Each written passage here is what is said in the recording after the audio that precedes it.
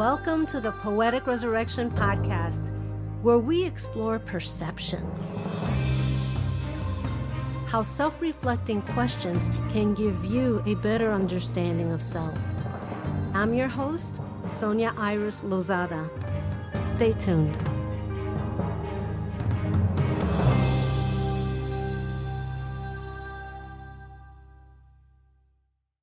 Hello, everyone, and welcome to a new episode of Poetic Resurrection. Today we have Dr. Iredia. Yes. Iredia. Okay. Yes. Why do I not want to get that right? We've discussed this people, so you know out there, I've asked her like 5 times how to say her name. She is a poet and a healer. Today she's going to read the poem, My Childlike Eyes. So welcome, Egypt. Thank you, Sonia. Thank you for having me here. Oh, I've been looking forward to it. You ready to read your poem? Childlike eyes. At times, I want to dissolve into the void, into the place where I lay nameless, where I possess no attachment to the weight of the world, place where no tongue wags in my honor or in my disdain, where I can be me, where I can be free. I want to rest free, held by the knowingness of the Mother Gaia, for the love has flowed without condition. She has seen my darkest clouds, yet carried me through. I'm wary of ever seeking the eyes of others, of ever proving my worth to be seen or heard. I'm fatigued with the many masks I must wear, not included in my own. I want a sweet liberation, that which only the nothingness holds. What I speak of is not death. It's not an uncoupling of this mortal coil. What I speak of is not a hermitage, not a recall away from this world. No. What I speak of is the untethering of my mind from the cares of others, from frivolous yearnings that holds no essence. I seek for a new mind, unweighted with the many burdens of fixed paradigms. I want to once again see the world anew. Like the first day I kiss the earth hello, I ask again for my childlike eyes. That's so beautiful. I mean, I could so relate to that. Yeah. So I have questions about this because it's so beautifully done. You know, the innocence of childlike eyes. Yes. We get trained and go into perceptions about what life should be or how it should be or how we should act and everything. So the first part of it is that feeling of nothingness. Is it a detachment from the earthbound, like the spirit, the soul?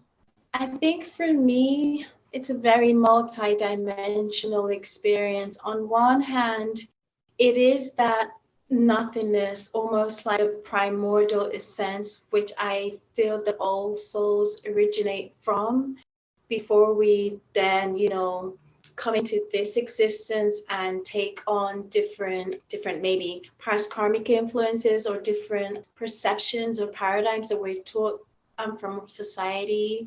It's almost like that primordial innocence, that primordial beingness, if that makes sense.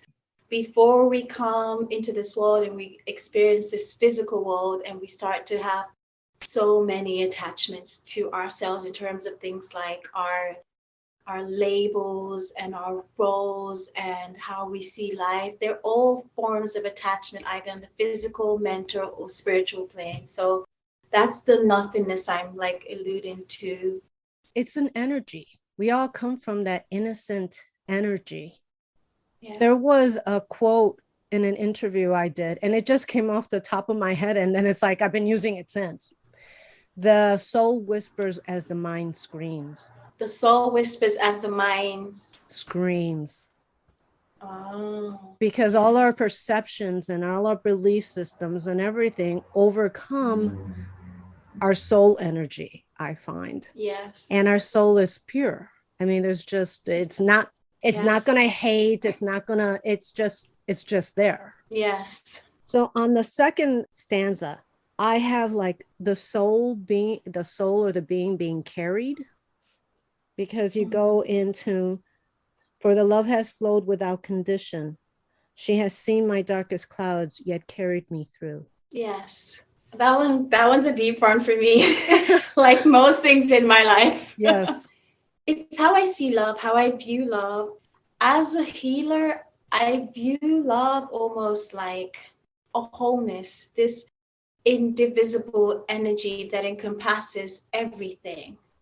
And I view it as when we're in love or when we carry through our lives with love, there is no judgment. There is no right or wrong.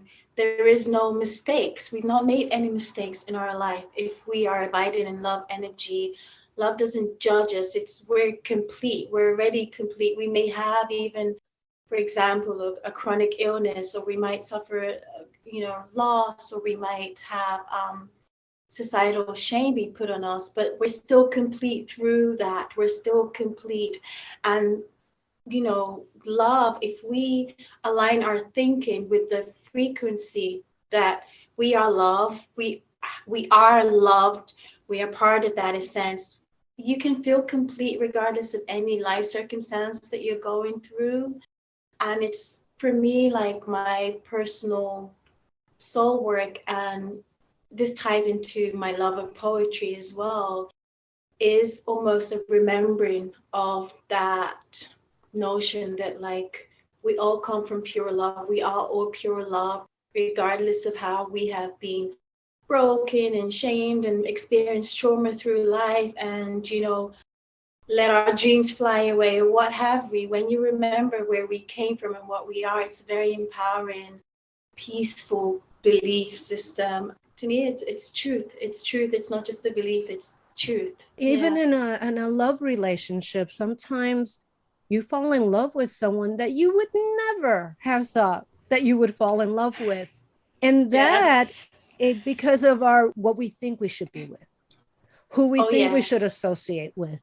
And then sometimes you fall in love with someone that is the opposite of what you thought you wanted. And it totally. Yeah. And it's pure love. You're like, wait a minute, you're not even my type. You're not. I know. I've totally experienced that. I know. And it's like, where did you come from? But yet it's your soul, that love energy overpowers it, and it changes it. It gives you learn to know that what your biases or preconceived notions of what love is don't really exist. Exactly. It's what you actually feel.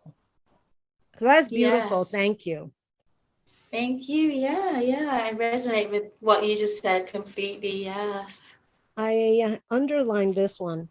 I want a sweet liberation, that which only the nothingness holds. Now, you did hit upon this in the first stanza, and you explained it. Would that one be, because you're talking about, I'm fatigued with the many masks I wear, not including my own? To take on the last line that you read out, it's a lot of my, I guess, my work is just birthed out of my personal experience. And it's almost like I use poetry as almost like I'm nurturing my muse, but I'm using my words to somehow heal myself at the same time.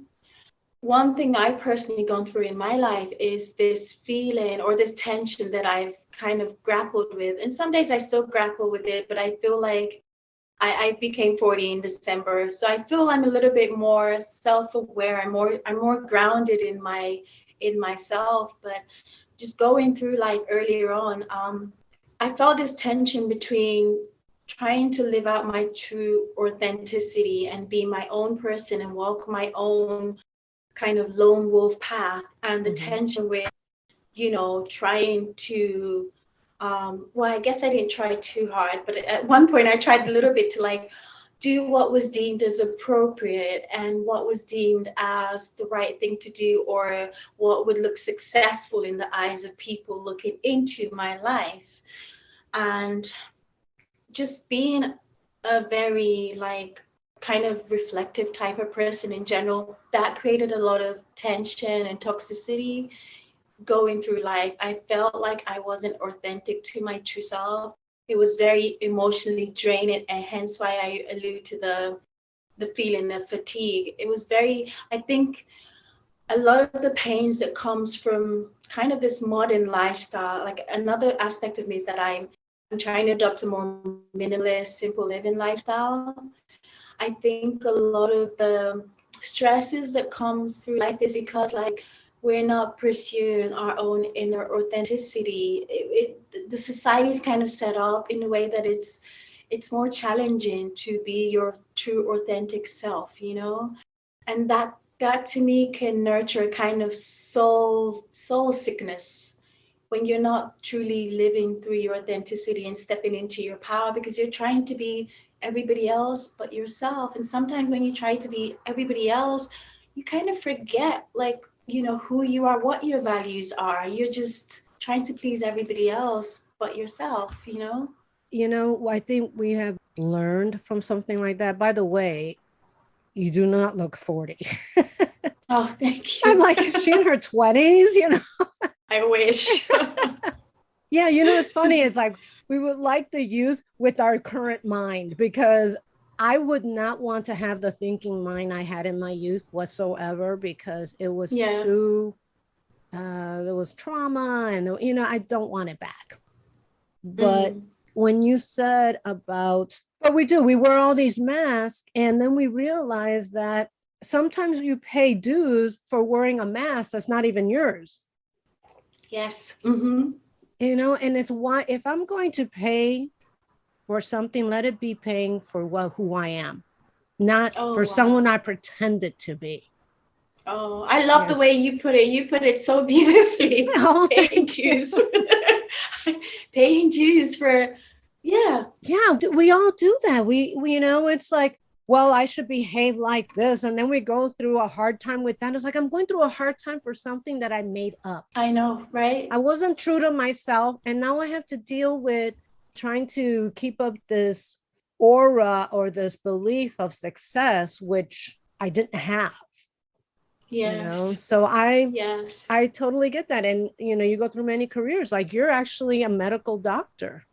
How did Yes. that was that something you wanted, or was it something that was transitional for you? Oh, that's a whole other can of worms, but I'll make it succinct as best as I can. But Mm-hmm. I think it was just like growing up essentially. So my background, like I grew up in the UK for the most part, and I'm like third generation, second generation Nigerian British, so like West African in origin. So whilst I was growing up, you know, my family had a very kind of, well, I was raised primarily by my mother, who had a very strong education ethic about like, you must be educated. And she had her notions of what she thought education was. And it Mm-hmm. was like going through like conventional school, following the system, you know, coming home with good grades, ticking all the boxes and what have you. So I did well at school, but I think my driving force was the fact that I was curious. I was like insatiably curious when I was young. I wanted to just like learn things and know things. And I was fascinated by truth and knowledge. You kind of do well in school when you're fascinated by that. But long story short, because of my academic leanings, my mom pushed heavily for like, oh, you're going to be a doctor. Like I kind of, it was set. Like when I was probably like 8 years old, from 7, 8, my mom was like, you're going to be a doctor. Because I was doing well, you're going to be a doctor, you're going to be a doctor. So I think after a while, just growing up with that almost conditioning of like, and she was an overbearing mother, you know, in all fairness, but yeah. So it was like, I felt like, oh, my life was kind of preset on that track. I didn't see many other options. I was like, oh, you just kind of do what your parents say, right? So I was like, okay, I'm gonna be a doctor. Even though up until the stage I actually did go to medical school and what have you, I flirted with considering other routes I wanted to take in life. Like I'd always enjoyed dancing. It was funny because even though I really excelled at the sciences and maths and things like that, like inside of me, I love the arts. I love the arts. Like I've always loved words, and I loved reading a lot. That was like my escape thing when I was younger. I love the arts. I love dancing. I was like, I could just like travel the world and be a dancer, right? And my mom was like, oh, no, no, no, no, no. You're going to be a doctor. So I always loved the arts. So some tension was built around like what I'm good at versus what I really love. And I think just due to where my headspace was and the influences around me, I chose what I was good at more than what I loved more. So I did go through med school and all that. And I did have a lean in towards, I wanted to be useful. I wanted to be a useful member of society and help people. So I enjoyed that aspect of it. Like I could, be some kind of guide. Like even when I train and I practice medicine, I never really adopted that almost authoritative stance that you can sometimes get within the conventional medical paradigm where like, oh, I'm your doctor and I write a prescription or I give you some lifestyle recommendations. You just follow it. For me, I wanted to co-create health with my patients. I saw myself as like so privileged to like have some knowledge about the human body, just some knowledge that I could help somebody. So I saw myself more as a guide. So I love that aspect of it. It was still within me that I was interested in the arts and I was interested in travel and cultures. And like, I'm a multi-potentialite. So I'm passionate about a few things, like really passionate. So I reached a point in my life where I started to question it a lot. And at the same time, I was going through my spiritual journey and process as well. So I just started to question, the choices I'd made, how I was living my life. And I just feel like a life that you don't even attempt to pursue your deep passions, it's a life devoid of beauty. That's how I see it. Yeah. And the thing that if you get trained for one thing in your life, people say, well, no, I'm trained in that, so that's all I'm going to be. No, we're so multifaceted as just being human. I've always been into the arts, but I have a very analytical mind too. I love the sciences, I love stuff like physics and anything that has to do with multi-dimension and how it could exist and all this other kind of stuff. And then quantum physics and all that. And I think you're doing the same thing because you know what? In traditional religion, they refer to things as realms, but they're kind of really talking about dimensions. Mm-hmm. There's that spiritual aspect. I think that finally science is crossing over with it. Yeah. Science has been studying a lot of the Hindu scriptures, the old ones, and they've been finding, they've been finding a lot of experiments of like a blimp or something that existed 3,000 years ago on how to make that. Mm-hmm. It's fascinating. Wow. I know, isn't that amazing? Oh, yeah. So I want to get back into the spirit and free and being on your poetry. And there was one thing that you mentioned earlier about minimalism. And since we're talking about spirituality, do you feel there's some native cultures and all over the world, not just America, that believe that the more possessions we have, or even a certain possession, just having that possession, we give it part of our spirit? Yes. I think we do. That's why it's so hard to get rid of stuff. And yet the less you have, the more calm you are. Yes, yes. Your last stanza, I really like. The first day I kissed the earth hello, I ask again for my childlike eyes. That reminds me of that theory of new earth. Are you familiar with the theory of new earth? No, can you expand on that? I'm not quite sure. I want to make sure it's the thing I'm thinking of. There's not a lot on it, but there's a theory on new earth that earth is just going to be, we're in the process of it. We're just like phasing into another, like the earth is changing and it's going to phase into another dimension. And those that are ready in that energy to move to the new earth will. It's people who are loving, who have come to terms with love and forgiveness. And they're stating that the reason we have such dichotomy right now is because it is separating. Oh. And the earth is a spirit. It has a soul. It is living. Yes. And it's morphing, hence why we have so many earthquakes and fires and floods and hurricanes. All of this stuff is happening now because it's changing. And if we don't change, we can't stay on it. The earth is a gift. It allows us to live on it. And you I know, refer to right? Gaia, Yes. which is Yes. earth, and we should appreciate it. And it's talking about the dichotomy now because it's splitting. So Okay. I kind of It's got that interesting. feeling from your last, because it's like a rebirth to see it Yes. with the eyes of innocence. The eyes of innocence. Yeah. Yeah. Yeah. Would you like Yeah. to elaborate on that last stanza? Yes, that new earth, how you explain that, that's actually very interesting. And knowing me being the research rabbit I am, I'm totally going to have to like crawl into that rabbit hole. Yes. But it's funny, you see, like I think life on one aspect it's the paradox. You know, we exist within paradox. Like life is basically it's pretty simple, but then as humans, we make it super complicated almost sometimes for little reason. So it's funny because I feel like we're born, at least into the physical incarnation and unto earth, and we have this innocence. We came out of pureness, pure love, what have you, the love essence. We're born and we're innocent. And then we like through different experiences and attachments and learnings and unlearnings and what have we add all these stuff, mental and spiritual and physical stuff into our lives. And we almost like if people maybe get on the self-growth, self-transformation or a spiritual path, it's like an unlearning, and we're trying to almost return back to this childlike innocence that we came from. So we did all that hoorah in between our lives and just to get back to the basics. And that can be one of the most difficult, if not the most difficult things or journeys that anyone can take in life, because it's easier, I find, the way the world is set up, it's almost easier to just live a very complex, complicated, trauma-filled life. It's easier than to step on the path of truth and the path of question, the path of like remembering of your soul and who you are and stepping into your power. That takes work. That takes a lot of grit and courage.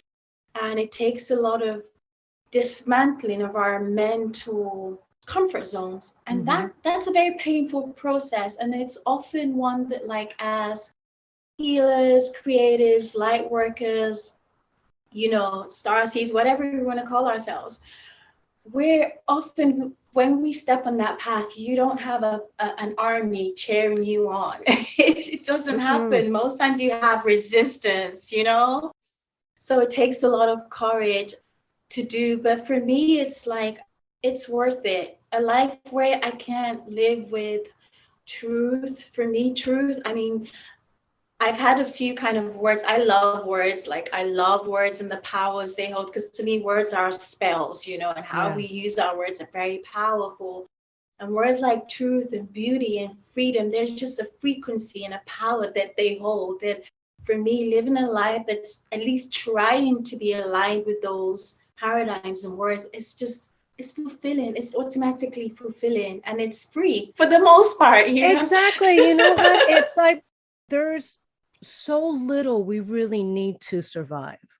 We need a community to belong to because we are social beings. I'll go out to a place and I'm like, oh, how are you and everything. And then I want to go home, and that's my sanctuary. That's where I have peace. I don't want more, because I've already put all my energy into going out. That energy that you give out. And it's true, you learn. But when you take this path, at least for me, it was like I felt such a desire. I felt like I needed to help people. There was a real desire and need. Because I think knowledge is incredible, but knowledge doesn't have to come from a 4-year college, which now are really 5-year college. Totally not. Most of my life existence, I learned from experience. And I hate to say this, YouTube. Oh, I love YouTube. I need to know how to do something. Somebody on YouTube is going to know how to do it.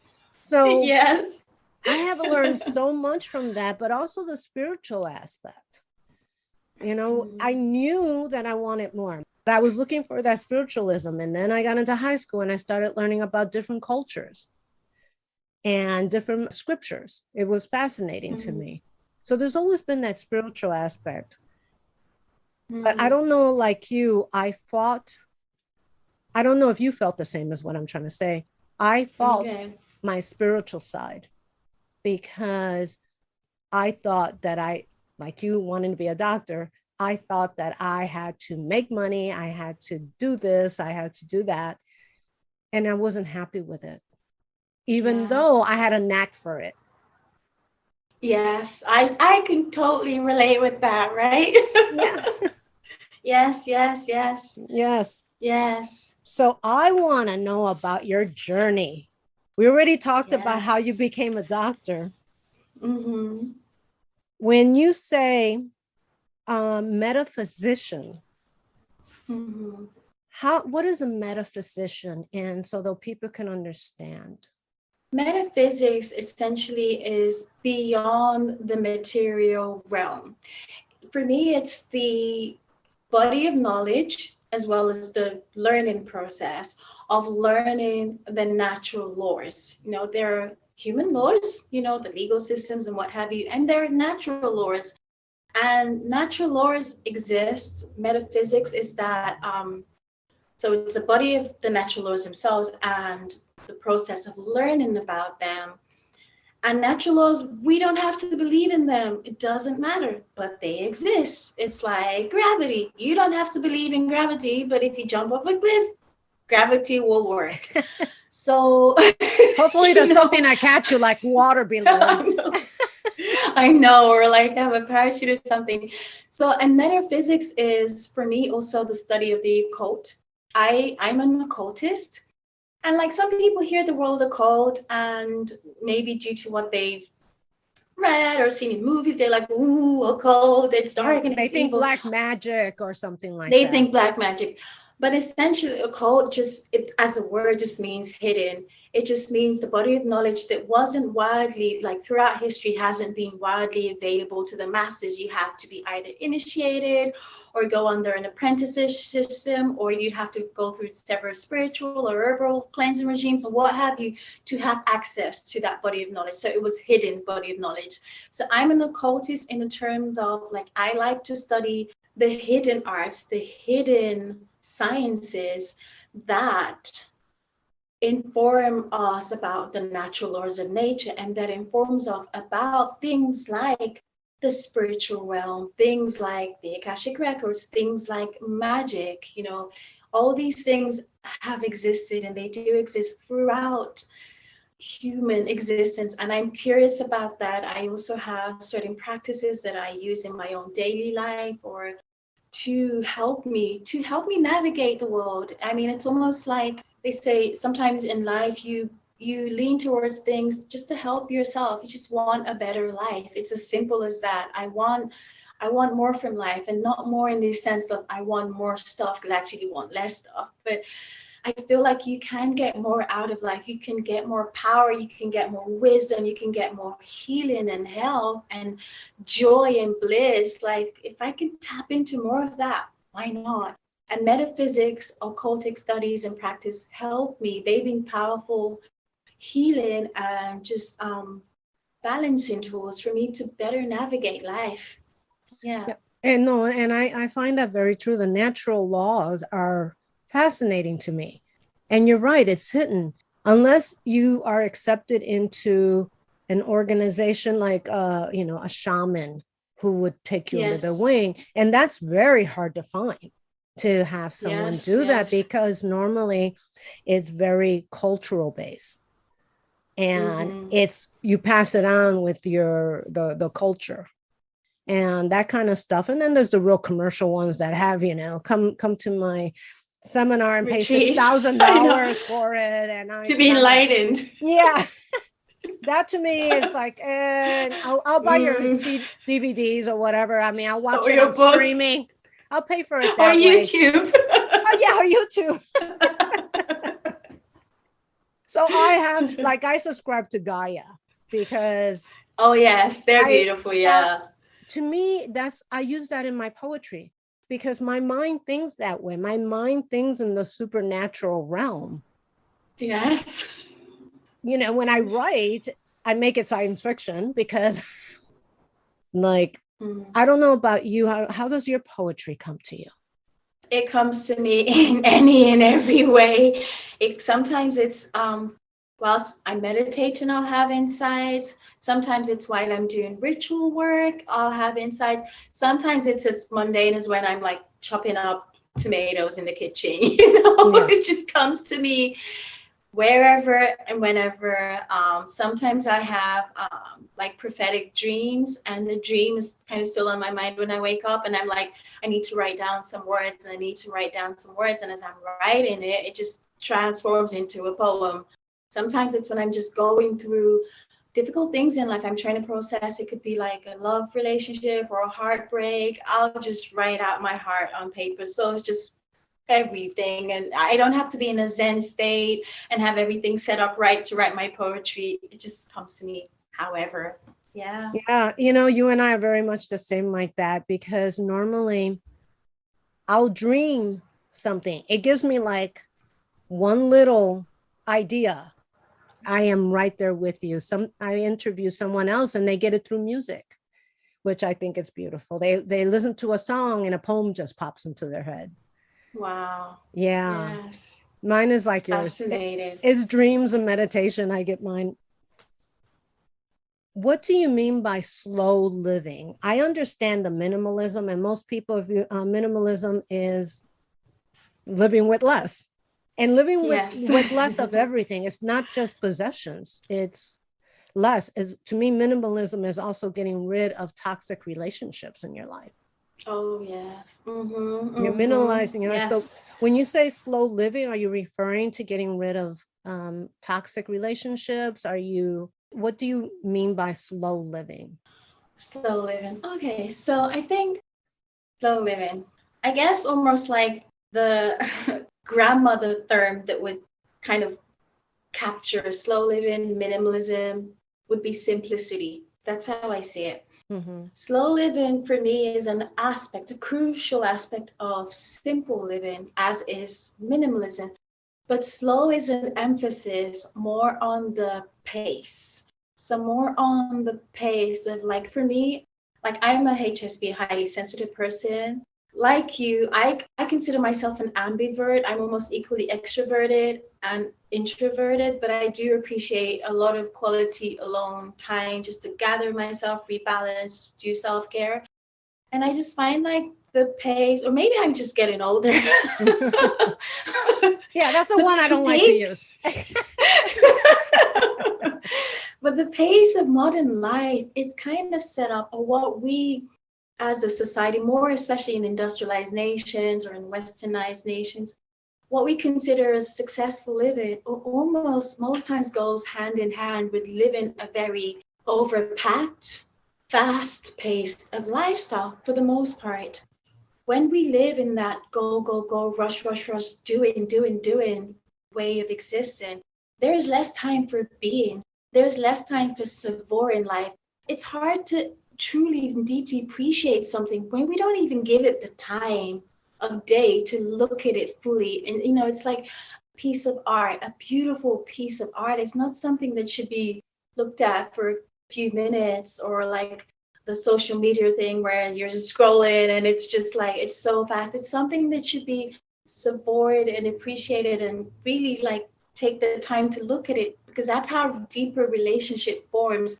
I say like slow living almost is not slowing down in life. It's slowing down to the pace of nature, which is our, as human being, like coming back to evolutionary biology, we are nature. Like, even though the technology has really, advanced rapidly in the last couple of, I don't know, over maybe 200 years, what have you. But biologically, we are still quite primal beings, still in tune with the cycles of nature. So it's like our biology hasn't caught up to our technology. So we have to honor our biology by just slowing down to the pace of nature, which is hence where we came from. So slow living is just taking time to live more mindfully, taking time to also live more calmly, because I find for the most part, when we live slower, when we live less stimulated, go, go, go type of life, life becomes more calmer, more serene, more peaceful. Like the peace naturally comes out of that stillness. You know, peace and stillness go hand in hand. It's hard to be peaceful. I mean, some people are Zen-like state, or they're high level of awakening. They could be like in the middle of a busy city, traffic and all, and they could be feeling blissed out. But for the most part, it's really hard. And since I started adopting slow living practices in my own life, it's just been a massive game changer in terms of enjoying life more, living with less stress, just owning my vulnerability and being okay with not doing everything at all at once and being superwoman. I've totally like got rid of my superwoman complex years ago. It's not worth it. It isn't. It's like, you know, you try to be everything for yourself and everybody. Actually, you're being everything for everybody else. And then when you start asking yourself, what do you really want? It's none of what you're doing. You know, so yeah, you know, that the slower living, it's just being in tune. And as a meditator like you are, I was the happiest when I was meditating and got interrupted, but was able to get right back to where I was. It's like, I've gone to a different level of meditation where I can be back in tune to where I was. And I thought that was like the biggest accomplishment in the world. To be able to get to that point after you've been interrupted. I live in a busy city. You kind of have to learn to get back into it in a place that is, you're constantly hearing noise. Yeah. What is a non-linear creative? Non-linear means essentially, I think in terms of, it's to do with our neuronal process and how people think. So generally, I mean, there are obviously subsets to this, but generally I find there are two types of thinkers in the world. There are people who are more linear thinkers. It's like logical step by step, or they think within very defined narrow boxes. And there are non-linear thinkers in the sense that we can easily make connections between seemingly disparate themes. I don't like how I look at the world in terms of webs. Everything can be connected to everything. And I think that it comes back to like just owning the fact that I am multi-passionate, I'm a multi-potentialite. I don't have a calling. I don't have a calling in life, and I don't want a single calling in life. And I've made peace with that. I think I spent so many years trying to like find what to concentrate my life on, or what path to follow, that singular purpose, because we're fed that in society, like find your purpose, follow your passion. It's not follow your passions, it's follow your passions, very singular. And a non-linear thinker embraces the fact that like there are many avenues you can go in life. There are many ways, like how I solve a problem. Typically, I don't kind of go step by step by step. I go like, let's see how this connects to that and this connects to that. Like, you know, even in my healing practice now, like how I, you know, work with my clients, it's very like, you know, some clients come to me and expect like, oh, let's just go through like a supplement protocol, give me a weight loss protocol. I'm like, we're going to do that, but you know, like little things like space and stillness and boundaries and silence, those are all healing tools as well. And they're like, what? You know, because it's how I see healing. I see healing ultimately as a return to balance and a return to wholeness. I see healing as addressing challenges in your mind, body, and spirit. If I just talk about just the body, to me, you can never get full healing because we are not just our bodies. And that's where the non-linear thinking thing comes into it as well. It's like, okay, so when I have a problem, I look at it like, you know, mind, body, spirit, and environment and lifestyle, you know? So, yeah. And the people that hang out with you.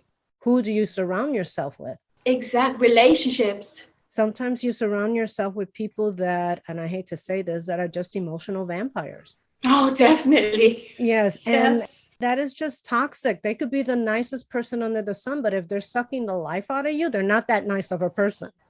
And most people I find don't even realize they're doing that. I find in order to let go of toxic relationships, you have to work on why you're holding on to toxic relationships. What is that giving you? Is that giving you a sense of being needed? Is that giving you a sense of belonging? Then you need to find a new place to belong to. Oh, I love that. That's beautifully put. Like when, as you were saying that, I was like, she could totally be like a therapist or a coach because that is so beautifully put right there. Because you're right. Things serve us. If we're holding on to them, they are nurturing us on some level, as twisted as it can be. That is so beautiful put. Yeah, Yeah. because I believe our insecurities really dictate a lot of our behaviors and what we attract. You're right. And I've learned the hard way. I was very upset with somebody. And then I realized, well, why did they upset me? And I said, oh, because my belief system said that I expected them to act this way, but that was my expectation. It was not theirs. So even though I found it hurtful, I was allowing it to hurt me because of my own perception. And again, it's great when you write it down because it went down in a poem and then I was able to analyze it. It's amazing how poetry is so therapeutic. It is. It's therapy. I say poetry is powerful medicine. Yes. You could let a therapist read it and they know you like this because it's true. It's your nature. It's true. And you did mention something. I'm going to switch this a little. You said HSP? Sure. Yes, highly sensitive person. Me too. And, you know, which I think most people that are empathic, I mean, they say only 20% of people are HSPs. The one thing that I notice about being HSP is that when I'm in a group, I gather the energy of the group. And it sometimes is overwhelming. I think that's why I need to. It can be. When I come home, it has to be quiet because now I have to let go of the energy of that. Oh, you're totally like me, like that. Yes. Yeah. It's like, okay. Sanctuary. And it's not like it's toxic at all, but it's just, you pick up so much energy that is just releasing it. There's nothing wrong with it. It doesn't mean that the people were bad or anything like that, but sometimes you're vulnerable to the energies of others. And so you just, doesn't mean that the energy is bad. It could be wonderful energy. It could be very happy, but it's overwhelming. Yes. Yes. I get that a lot. Yes. Yeah, and I think an aspect of it, just to add to that, is probably like when we have creative natures, I think just on our own, like our minds are very imaginative and almost busy in themselves. So when you have to couple that with processing the energies of others, it becomes a lot, you know, to even hear yourself think or like unwind your own thoughts. So I found that with doing meditation and doing more work on myself, I'm more in tune to those energies now. Yes. Because when your mind is so busy, you don't have time to get in tune with the energies. Yes. So, I mean, it's good and bad at the same time, but I found that because I'm more in tune to those energies that I need more time. Yeah, I need more time to balance. Is there anything that you would like to tell the audience? I would say for anyone in the audience who's listening, it's just the value of stepping into their authenticity and their own powerful voice, whatever that may be, and whatever manifestation that may take. It's like what you said earlier about paying your dues. And sometimes we pay dues for, you know, things that are not even ours. So it's like, which due do you want to pay? For me, it's worth paying your due for something that you know is true to you. There's so much beauty, power, healing, purpose to be had from just following one's own true voice or true voices if you're multi-passionate.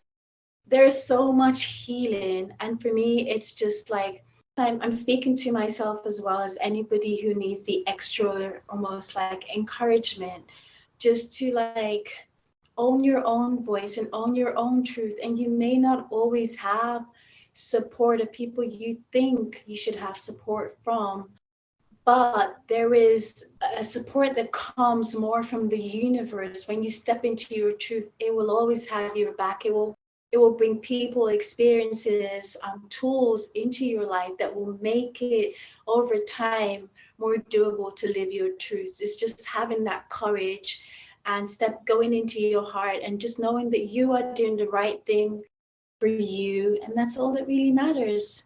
I so relate with that, because if you follow your true self, and sometimes your mind is saying, oh, that's not going to work, but your soul says, God, that's where I really want to go. Mm-hmm. It's like I really feel it inside of me to do it that way. And your mind still tells you, well, you're not going to make any money. You're not going to do this. You're not going to do. And your mind is not a bad thing, people. We don't think of the mind as a bad thing because it protects us. But it's, whatever you feed it, it's what it's going to think. Yes. I find that if you find your true self, you might go through a difficult time because it's a learning process. Mm-hmm. We had to learn how to be outside ourselves. We had to learn how to be in school. We had to learn to be something that we thought we wanted to be, but realized later we didn't. Oh, yes. We had to learn that. So following your soul will give you the incline or the direction of where to go to, but you still have to learn. Mm-hmm. Exactly. It's not like magic. It's just going to pop in, but the doors will be open easier when you follow yourself. Definitely. Yes. I agree. Yes. The doors are open a lot easier. A lot easier. And a lot easier. Exactly. So how can people reach you? Right. So yes, all my work can be found on my website, which is manifestingalchemy.com. I post regularly on there. There's links to my poetry and more future things that I will be putting out there. But yes, everything can be found through my website. And I'll also put all the notes on the bottom and all her contacts, and you can read her beautiful bio and her poem. Thank you so much for joining us. I really appreciate you have been so informative, and thank you. Thank you, Sonia, again for having me. Thank you for the beautiful work that you're putting out there. It's just great. It's great inspiration to be able to connect with heartfelt, poetic influencers, creative influencers like yourself. So thank you for just being you and putting out the magic. Thank you. Thank you. That's so kind of you. Everyone, thank you for joining. Please check her out. She is amazing. And we're signing off. Thank you. Thank you for listening to the Poetic Resurrection podcast, available on Apple iTunes, Spotify, Amazon Music, Google Music, and many other podcast platforms. Please visit us and subscribe to our newsletter at poeticresurrection.com for the latest information and updates.